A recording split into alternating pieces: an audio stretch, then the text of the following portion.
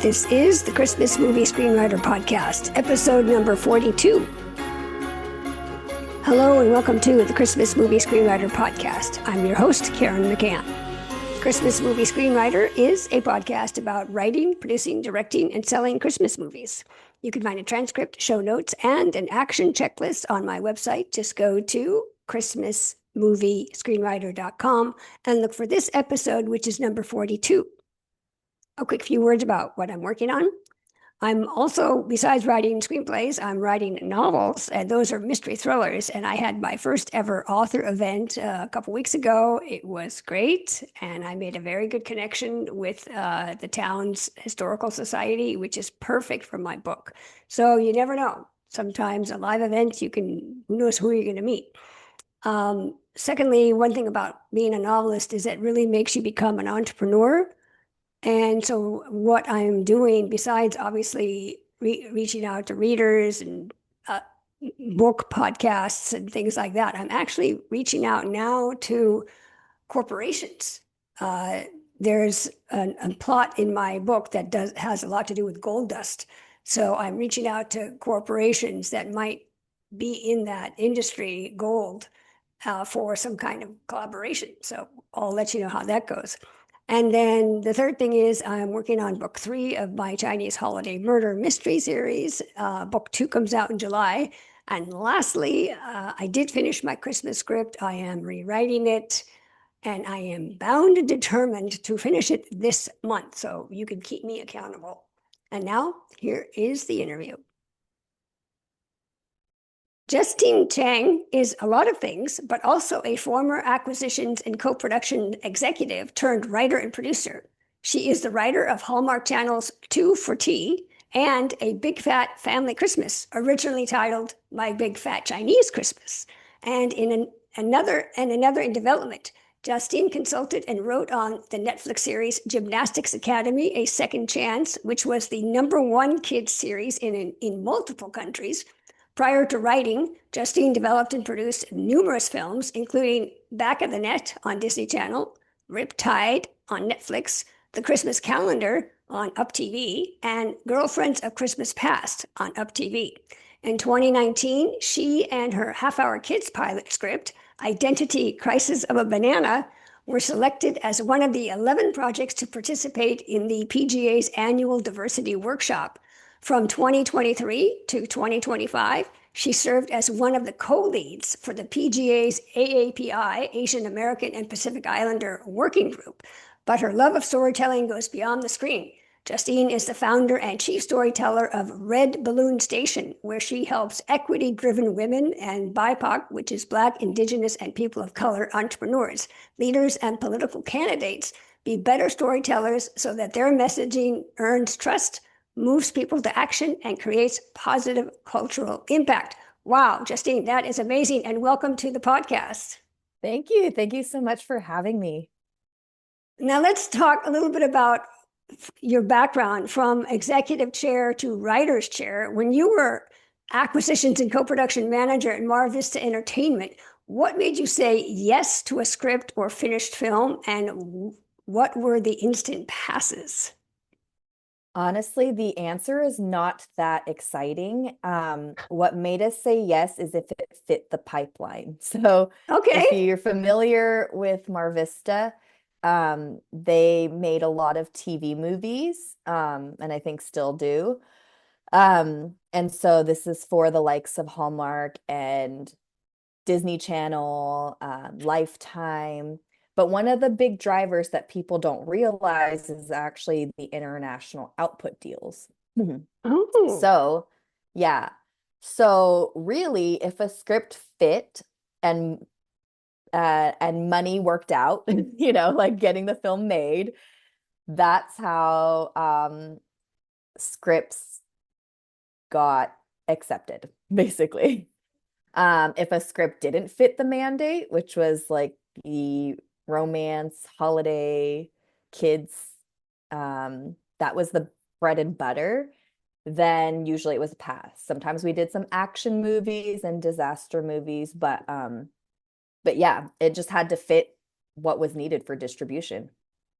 And that is sort of like a company secret. All these companies have mandates, but they don't, it's not like known information unless you're a top agent, I assume. No one really knows. Um, I guess it depends. Like for this type of company, when they are mostly producing these like the TV movies, um, I don't know if it is a big secret. Okay. For other like the big studios and such, Mm, um, I don't know what their mandates look like. I think there it might be more like what's a story that can sell? What's a good story? I mean, I think people have to remember too, this industry is a business. right. A lot of the Right. decision makers at the top, if not most of them, are not necessarily creatives, and they are just Mm, looking to uh like their bottom line and like what mm. can we make that's going to sell? What can we make that's going to get a lot of audiences to view these movies? Are there any particular, when you say international, just a side question, are there any like major markets that a writer should keep in mind when they're writing? Or is that's not I really don't think important? that's important for the writers, because it's the same like formula and like Right, right. yeah, it's like what you see on a Hallmark. So like a lot of times when I've talked about Hallmark movies, for example, because I prefer the rom-coms and holidays over the thrillers, but Hmm. that's my personal taste. Um, Okay, good. but like I look at Hallmark almost as like a genre, right? And we see Netflix doing a lot of these movies now. There was a period where I think every platform, like Yeah, every streaming platform was trying out holiday movies, and a lot of them have stopped, I think, and like it didn't quite work out as well because Hallmark really is the number one place right, for right. holiday movies specifically. Um, so yeah. Okay, well, let's, talk about industry X-ray vision, if you want to call it that. From Mm. the acquisition side, what did you learn about budgets, buyers, and release strategies from TV movies that you now wish every writer understood before they type fade in? I think the thing to understand is that, and again, I hope I don't crush everyone's dreams or like burst No, their bubbles. no, let's hear Um, it. yeah, but I think the thing to really understand is for these movies, like you're writing them for a very specific buyer. And so, and I'm speaking for myself as having been on both sides, right? As a writer, Right. I feel like in this part of the industry, we are really not important Mm. to Yeah, well, the yeah, yeah, we know. to the channels, to the networks, Right, to the distributors. Because it's whatever works for them. Once you're done writing, they take it and they make it, right? Like right, right, right, I got lucky with my first movie because the producer I knew really well, so she would like ask in some cases for our opinion and whatnot, or like some input or to like rewrite scenes. That doesn't always happen. So you just have to like know not to have an ego about any of your work. right, And that's hard right, for a lot of folks.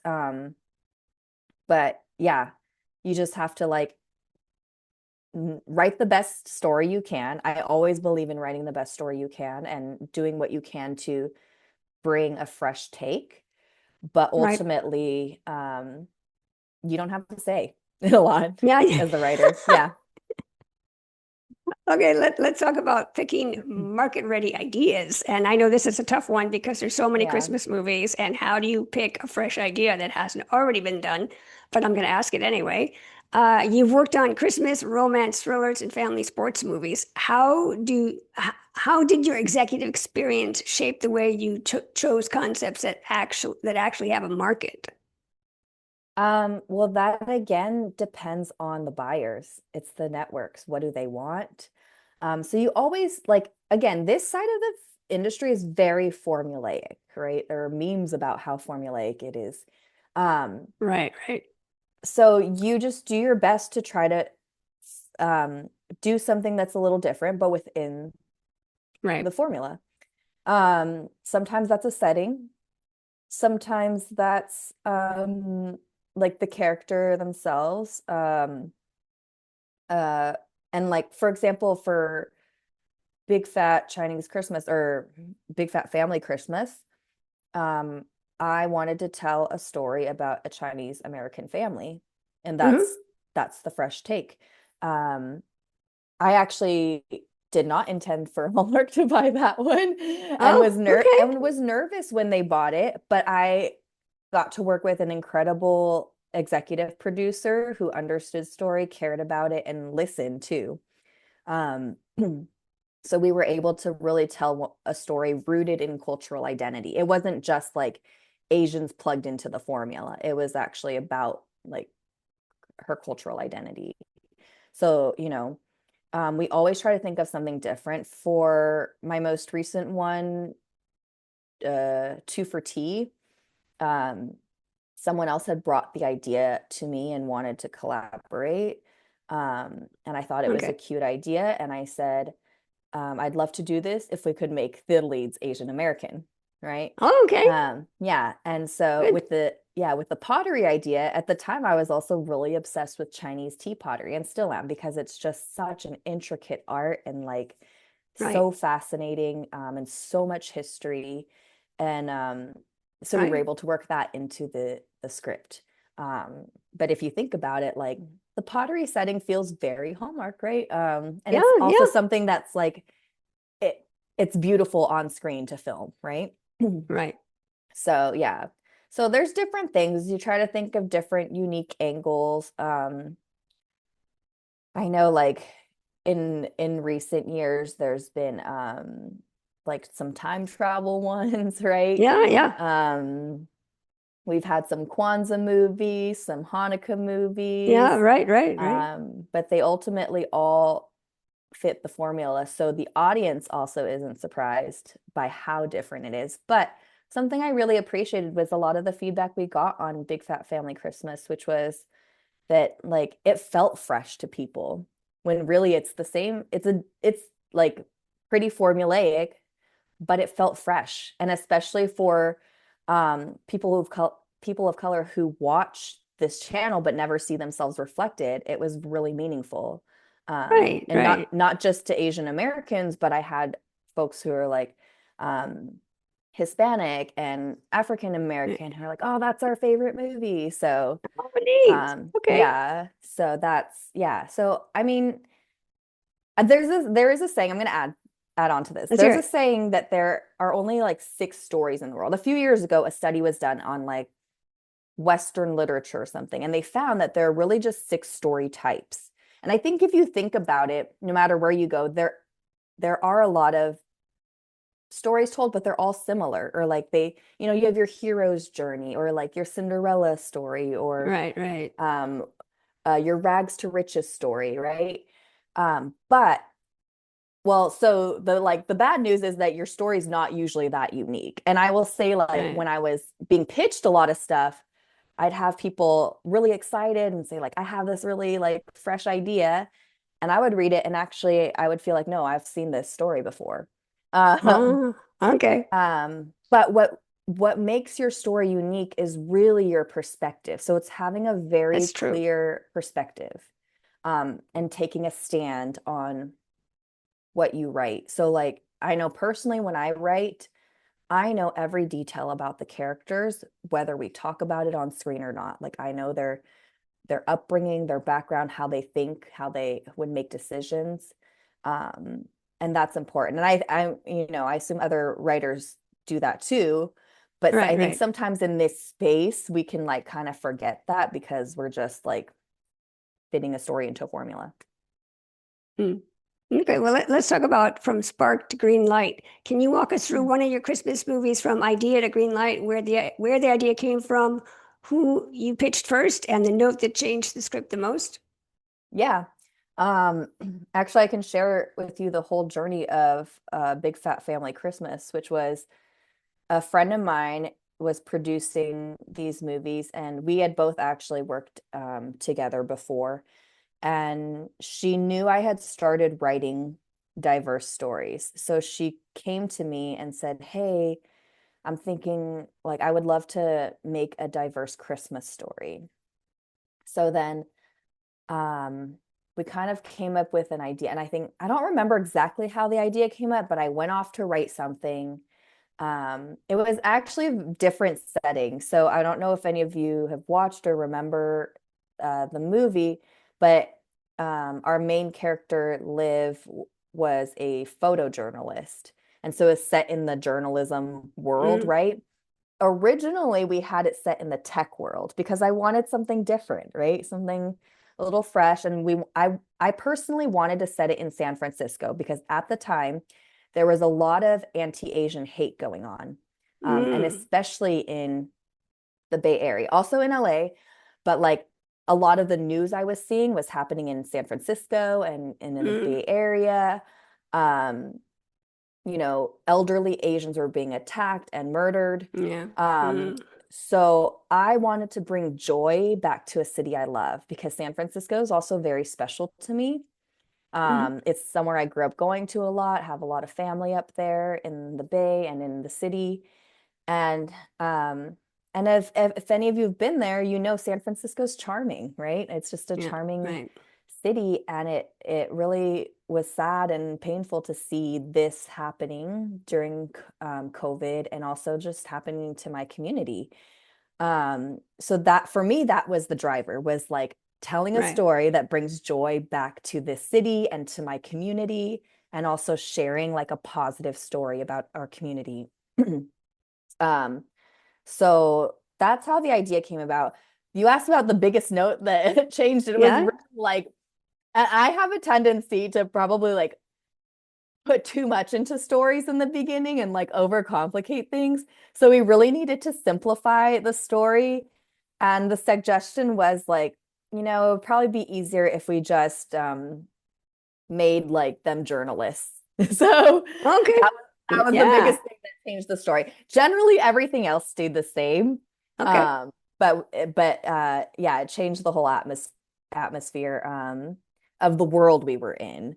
Right. Right. Um, and then we had actually, so we had brought on another friend of ours who we had also worked with before to write it with me, and he's wonderful. His name's Blaine Chapetta. He writes a lot of these movies. Actually, maybe you should have him on your podcast Yeah. too. Yeah. Um, Lovely. I have a few folks to share with you and connect you with. Okay. Great.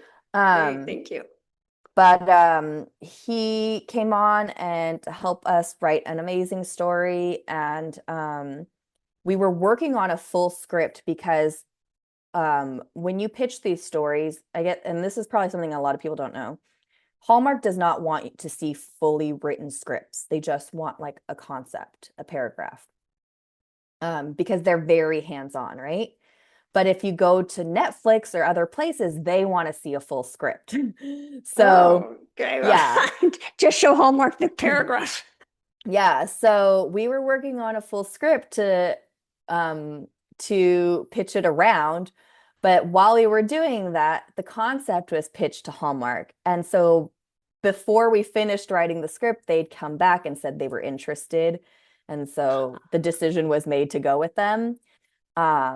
And I think, like I said earlier, I was a little nervous too because Hallmark, my experience in this space, not just Hallmark, but in the TV movie space, was that it was not a particularly diverse Right. um, Right. Right. Right. niche, right?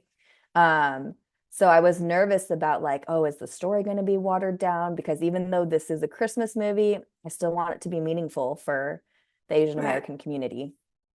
Um, so yeah, but it all worked out great. It like I have like the best memories of it. It was such a great collaboration with the producers, with Blaine, with the executives there. Um, and yeah, all around just a good experience.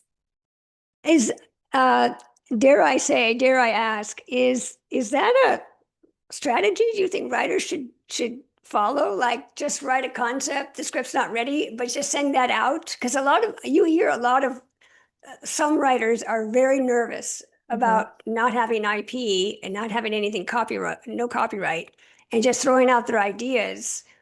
Maybe it's a fantastic high concept, and What do you think? Is that I love the idea of just saying, oh, I don't have to write 10 scripts. I can just throw it out to Yeah. Hallmark and I'm fishing kind of, see if they bite. Well, here's what I'll say. I think most people want to see a script. Hallmark is Okay. unique in that way. But the other I thing thought I will so. say is like if you wanted to get into this space, the companies that are churning these out like a factory, um, will also want to see full scripts too, Right. because you just have Yes. so many to Yes. You make. got to write the script. You got to write the And script. sometimes, yeah, sometimes writing a spec just makes it easier to sell. And Right. I've had friends Yeah. who've done that. And, there were folks who submitted to us too, spec scripts to check out.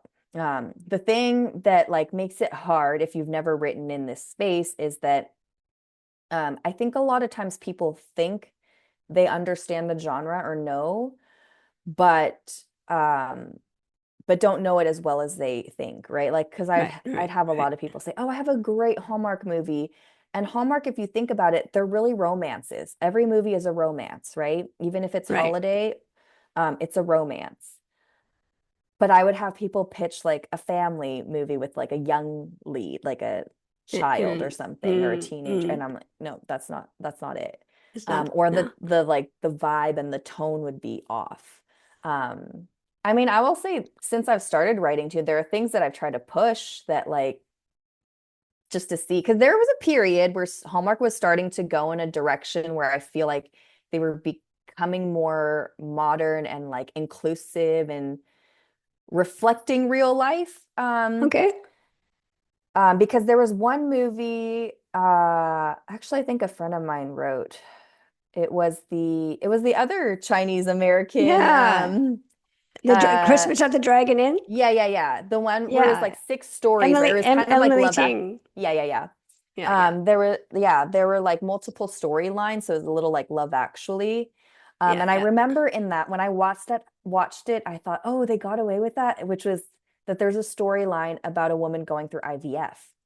And Oh, that's like right. progressive for Hallmark. Um, Yeah, that's right. Okay. yeah, so I was like, oh, awesome. We're like moving in that direction. And even in let's see, I think in Two for Tea, what was it? There was something I put in the script originally, and the executive, I knew it was like a test. I was like, are they might say no, but we'll see.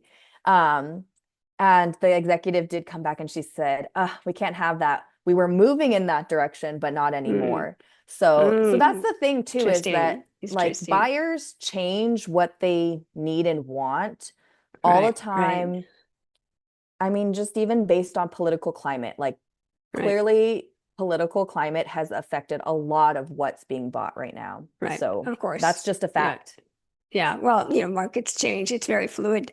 Now, writing with the buyer in mind, drawing on your experience writing and producing Christmas movies, what specific elements would you build into a Christmas script now, knowing what executives and programmers look for? Um, I mean, I The think what you romance. would, yeah, Yeah. I think what you would do in any script you write, which is like have strong characters, um, make sure their arcs are full. I think sometimes when we get down to like the final product, things get chopped away Yeah. or Right. so like Right. they might not feel as full, but I would go in just writing the best script you can. Um, if Right. you want to write a holiday movie or a rom-com, know the formula. Like Yeah. watch a Hallmark movie. This is what I did when I was learning to write TV. I would watch TV shows, and I did a lot of I wanted to get into the kids writing space.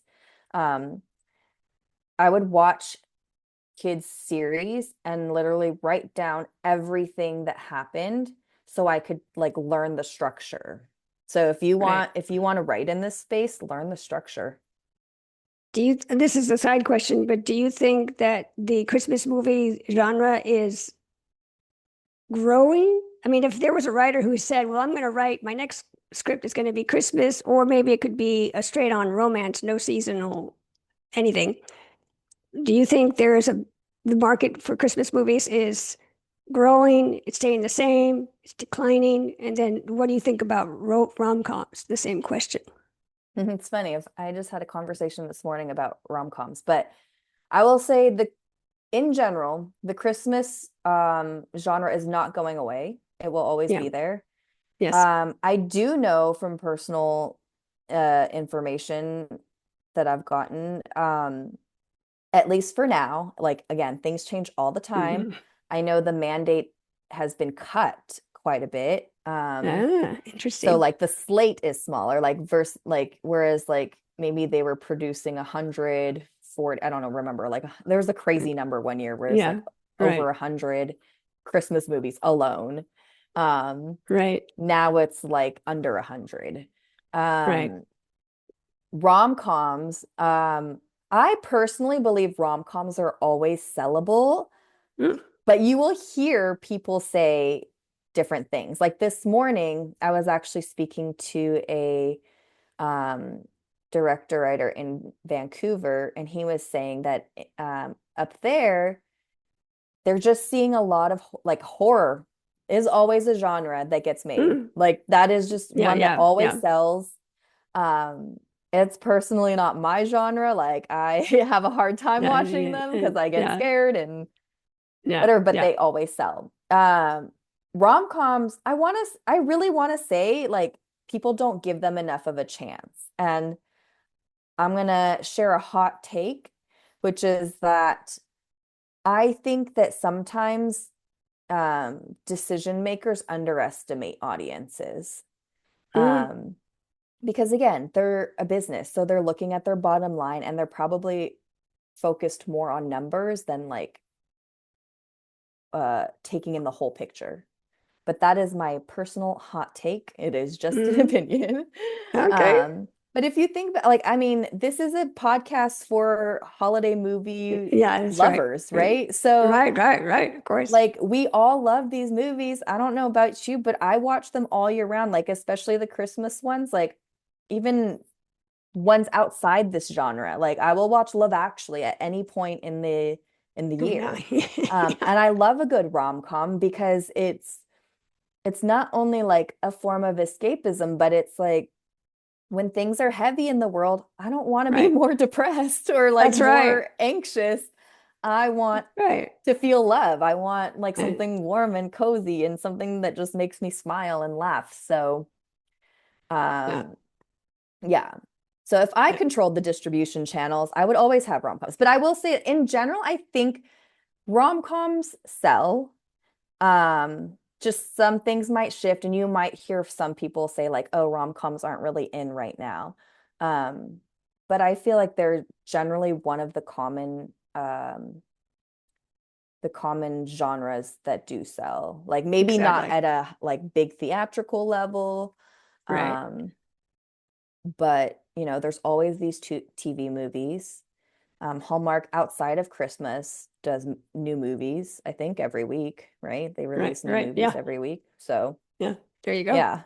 Yeah. Okay, now let's talk a little bit about avoiding the coverage kill zone. You used to read and evaluate a ton of scripts. Mm. What were the most common mistakes that told you this writer isn't ready yet? And how can listeners avoid those traps? Um, I would say the things that annoyed me the most, and I think this is where it can get subjective too, but is honestly as basic as like too many typos. Um, And for me personally, one of the reasons I kind of moved away from this area of work was because at the time, and it's changed a lot, but at the time I was seeing a lot of men write these stories. And Okay. I was just seeing women not represented in a way Yeah. that I felt was true. Yeah. Okay. So like when I worked on these scripts, I would, work with them to, adjust dialogue or even like story to make sure it felt more real. Good. But like um, again, this is not a particularly exciting answer, but just to be totally real, it didn't matter if you were a good writer or not. What mattered was if the story fit and if there was money. Like a working in acquisitions, a lot of our projects the producers came with money or incentives from other countries like Canada and Australia. Um, and so like whether the writers Right. were good or not, it didn't matter. And like part of the sad thing is like you could have a terrible writer, but you work with them and you rewrite them. Um, and Great. yeah, you get the movie made. And they were like, and I, especially getting to like work on the more indie side too, like the acquisitions and the finished films. Um, there are so many brilliant scripts too that I got that just didn't fit the mandate, right? So Okay. it wasn't always about like uh whether the writing was good or not. And that's just the sad truth, honestly. Okay. Um, but of course, like if I'm reading it myself and like I have, I can say yes or no. If the writing is just not there, it's not there. Yeah. Yeah, and I will usually try to pass. But projects come in all different ways. It's not always just a script that comes in. Sometimes we form it around a relationship. Like I said, like we had partners in Australia and Canada, and like if we needed to fill a slot, we'd, go to our partners and say, hey, we need this type of movie. Let's come up with a concept. Let's make the movie. Um, so Would a an idea for a writer who wants to, let's say, target Hallmark, but they're not as established as you are, find out who Hallmark's partners are, or maybe people, producers who have worked with them in the past, and then go to those Australian or European producers or Canadian and say, here's my script, and then they bring it to Hallmark. I think that's one good way. It's definitely a lot more accessible. Um, but I think, Yeah. yeah, I would do that. Yeah. Okay. Good. Yeah. Well, that's a seal of approval right there. Amen to that. Now, let's talk about writing for real world production. Having overseen co productions through casting, dailies, post, and release, what should writers keep in mind so the Christmas scripts are production friendly and don't fall apart when reality hits? Now, that's a little bit different from the craft and having Yeah. but like, for example, no helicopter scenes or something Oh, yeah, like yeah, that. yeah, yeah. I mean, like, yeah, you want to keep in mind budget. These are all small budget films. But it depends. Like if you're making something directly for Hallmark, um, it's still a tight budget, but it's like, in the 1 to 2 million range. Whereas if these are being made on spec by the distribution production companies, a lot of times they're like well under $1 million budget. So Yeah. you have to work within the budget. But I also know um, different people have different relationships. I had one producing partner who had access to studios, so he was able to like make these great action movies and like Mm, make them look nice. big, right? You have to have the right partners too. So it just kind of depends. And like I said, we made disaster movies on tiny budgets. Mm.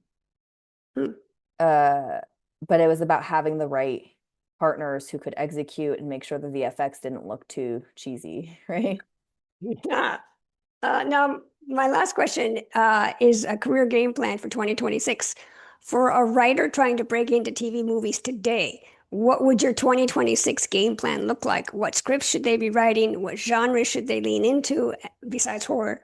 Because that's not my audience. Yeah, yeah, yeah, yeah. And who should they prioritize building relationships with? And maybe now that last question might be a little wish fulfillment. We can't always have connections with studios, but anyway, what do you think?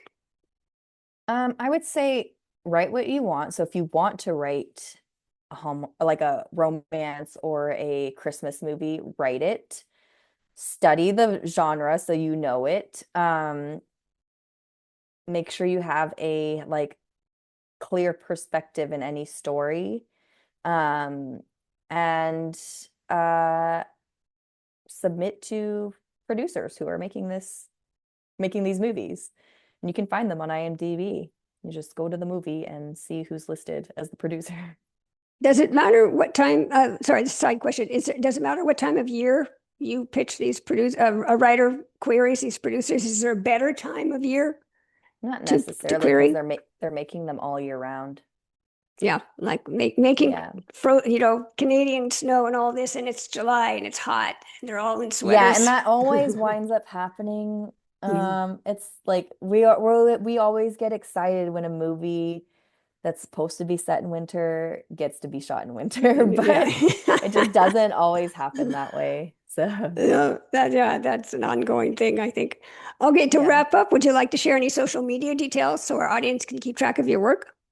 Yeah, if you want to stay connected, you can connect with me I'm very active on LinkedIn. Just look me up, Justine Chang. My like the name after the hyperlink is J dash is for Jossam. I'm also on Substack at Justine Chang. And those are probably the best ways to stay connected with me.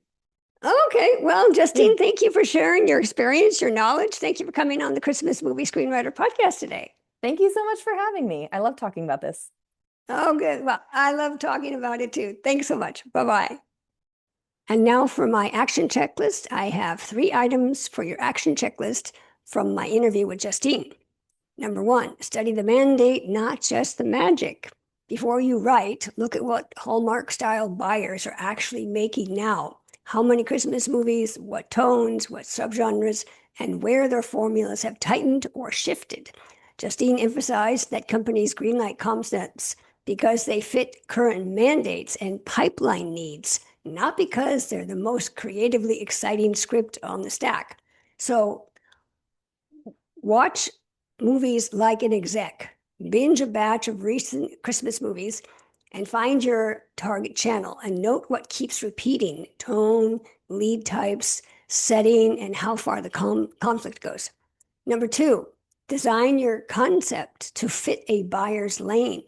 When you brainstorm a Christmas movie, ask, which buyer's shelf does this live on?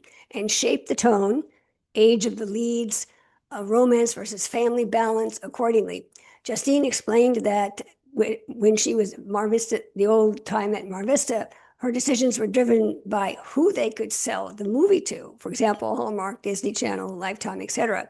So a writer's concept needs to clearly signal where it belongs in that ecosystem. You can also align your concepts. Check the channel's branding and press language. For example, if they say cozy, uplifting, family friendly, romance forward, and deliberately bake those qualities into your log lines in scripts so they feel on mandate from page 1. And number 3, blend formula with your unique cultural lens.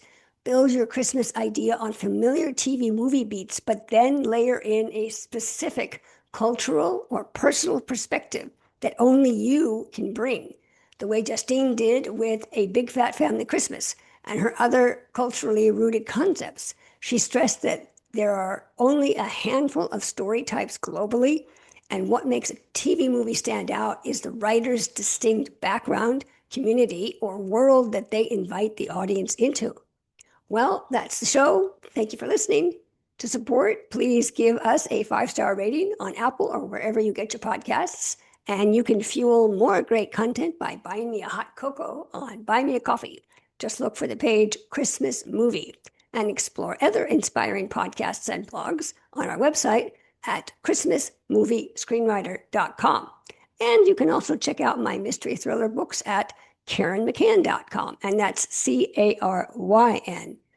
I'm your host, Karen McCann. Thanks for listening, and I'll see you on the next Christmas Movie Screenwriter podcast. Bye.